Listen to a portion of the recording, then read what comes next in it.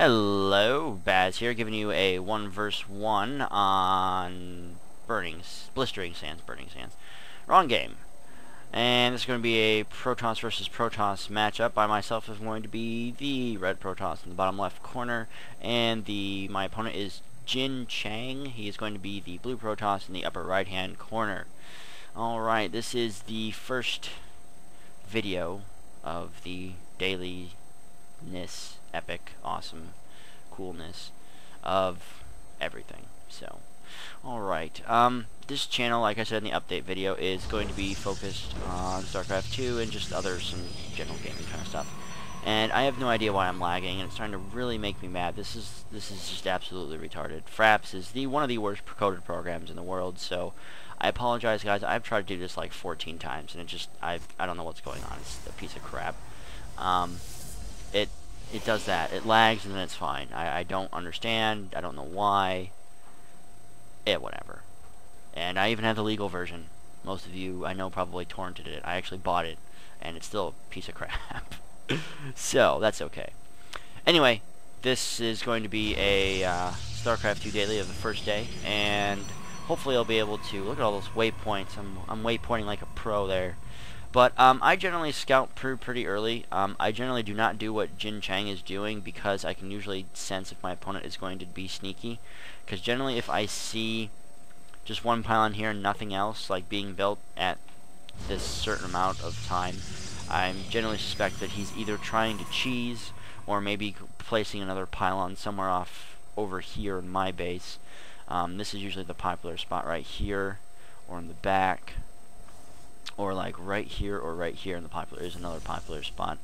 One of my favorite places to hide it is not here, but actually here, because most players actually hide it here, and so to switch it up is kind of weird. Also, I like to hide mine here because normally people don't check here or here or here.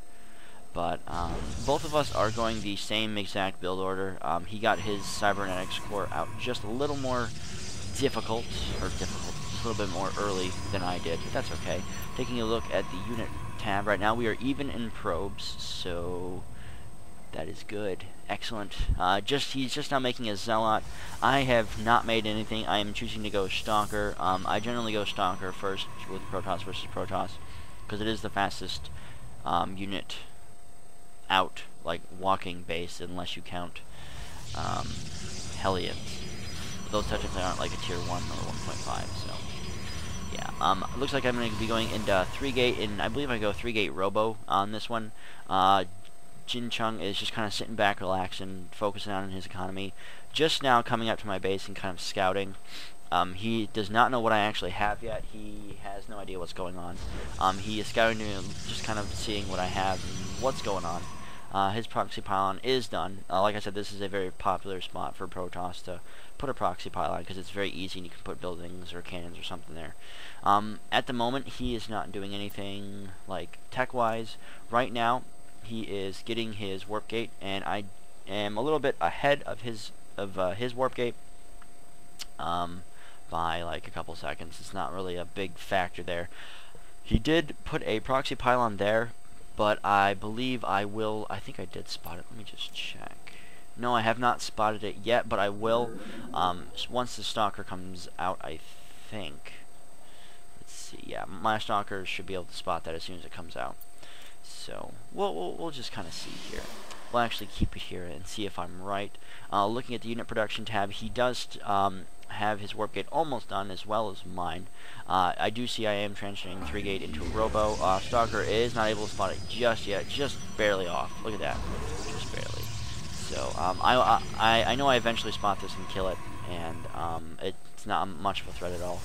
He is getting his second gas up, just now finishing. I already have my second gas. He is going into a Twilight Council. If it's going to be Warp Gate versus Warp Gate, technically I would have made a Forge first, but it looks like he might actually be going Blink Stalkers. So kind of a good choice, kind of not. And I do spot this pylon here, so that's actually helpful. And playful banter going on between me and him. And my wife says hi, everyone. Hi, wife. She whispered hi. So And Robogate just now finishing. Apparently Jin Chang just forgot about that pylon, which is a very not a good move to actually make, unfortunately. If you have a proxy pylon, actually know where you put them, and don't just kind of be like, I have pylons in the place, I'm okay. Don't do that. Still no research being researched by Jin Chang. Not enough gas yet. I do expect that as soon as this hits 50 gas, you should be seeing blink, but nothing from the tech structure yet, which is kind of an unfortunate move on his part. Like I said, usually if it's warp gate versus warp gate, you definitely want to go into more higher upgrades than tech, because warp gate build can out army a tech build any day of the week. And it looks like I am going to go for a warp prism. I love warp prisms. They're one of my favorite units in the game. They're so underused, and I love just kind of sneaking around and going into the back door. Normally I think I would put, since he does have some pretty good scouting pylons there, my best bet would be go in here really fast, warp in some stalkers, and kill a bunch of pylons as fast as possible. My observer is going in to see if he is, what is he actually doing. Typically I generally don't click right here in the middle because it saves time. I click as close to this ramp as possible, and then I set him over here, and I kind of see what's kind of going on. Generally most Protoss players will hide their tech structures over here, so that is why my waypoint's a little bit kind of skewed. Unfortunately I did not, let's see, where did my observer go? There you are. He's somewhere around here. He's somewhere around here. There he is. See, as I said, most Protoss players do put their things right here. Blink's just now coming up. Yeah, it's not looking too good for Jin Chang, whatever. They all sound the same. I again would have gotten a forge. I did not choose to get a forge. I'm more playing defensively right now, just kind of seeing what he's actually getting. He is just now getting his upgrade. In all honesty, he should have gotten the forge first, and then the ground weapons second, and then his tech structure. Because, like I said, warp gate versus warp gate usually kind of deters on which person actually upgraded the most. Taking a look at the unit count, I'm ahead in 2 probes, and I mean the difference doesn't make any sense. Okay, now by 1, so we're both pretty good in the economy wise. I am doing a mainly focused on a Zealot Sentry build. Zealot Sentries are my favorite. Here comes an engagement right here. I do see that he has more stalkers than I do, and I kind of back off, and I do try and maybe see if I can engage that, but I'm not able to. I do kind of take into an engagement here. Pop both my Guardian Shields was an accidental thing on my part. Normally don't do that. But he does not pop his Guardian Shields right here, unfortunately. He probably could have won this engagement since he did have more stalkers. But unfortunately, my Heavy Zealot army was able to soak up most of the damage for my 4-ish stalkers to do a lot of damage. And the Guardian Shield definitely helped. Negated 2 damage right there. And my Warp Prism was able to warp in some stalkers right here. Stalkers taking out this pylon to negate all 4 of these warp gates from even warping in anything. Going to be taking out, no, this Stalker's going to be going down. But basically I forced him to focus mainly on here because he did send his other warping stalkers this way instead of where he should have actually focused them on here, or he should have brought the rest of his army up here if he did see I was actually going in his back door. So I'm going to rewind this just a little bit and get to the point where I do warp in some stalkers here. Back it up just a little bit more. Alright, here we go. Now, we're going to actually watch this warp gate, speed this up just a little bit till he starts moving. Okay, there we go. Now, what happens here is I decide to just kind of say, you know what, I'm going to go for it.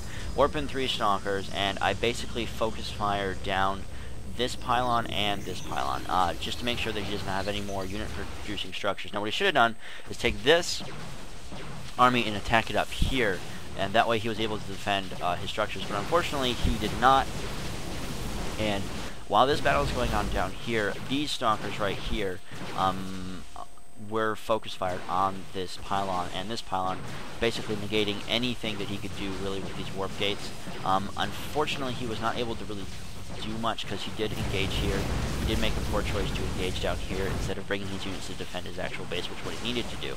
I should have warped in a little bit more stalkers, but I was more focused on this battle. Just this up here was mainly a distraction, and it worked beautifully, like you guys saw. I was able to unpower his unit producing structures and basically negate anything that he would actually have to combat with this with. If I'm gonna pause it here. If he actually had done what I was talking about, brought his units up here, and saved these 2 pilots from going down, he probably could have defended my early aggression push, but unfortunately he was not able to. So that's okay, you know. Live and learn. But this has been the first daily for, I guess, my YouTube channel. We can call it Podcraft, sure, why not? Again, guys, let me know what you thought of this. I'm going to be trying to do more in-depth analysis after the game ends, generally focusing on how this person lost, or how I lost, or what I could have done better, or what they could have done better.